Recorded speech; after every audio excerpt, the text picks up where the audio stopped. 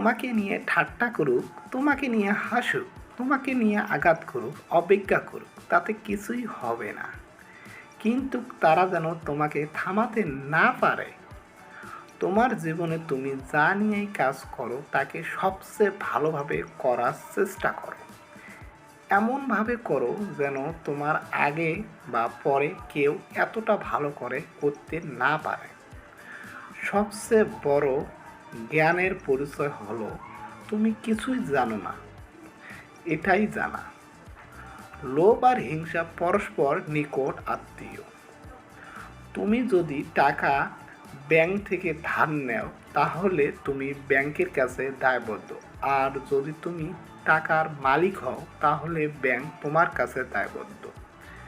তাই এগুলো কথা আপনি মেনে চলুন এবং আপনার জীবনকে সুন্দরময় করুন, আপনার ভবিষ্যৎকে উজ্জ্বল করুন।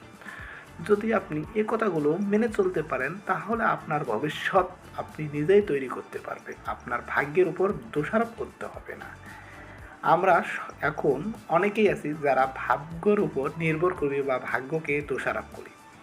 আসলে ভাগ্যের উপর দোষারোপ করার কিছুই নেই। আপনি যদি আপনার সঠিক পরামর্শ এবং সঠিক মতো কাজ করেন এবং নিয়মমাফিক চলেন তাহলে আপনি আপনার ভাগ্যকে পরিবর্তন করতে পারেন। ভাগ্য আপনাকে পরিবর্তন করে না, তাই আপনি ভাগ্যের উপরে দোষ চাপালে হবে না। আপনি আপনাকে নিজেকে পরিবর্তন করুন, ভাগ্য নিজেই পরিবর্তন হয়ে যাবে।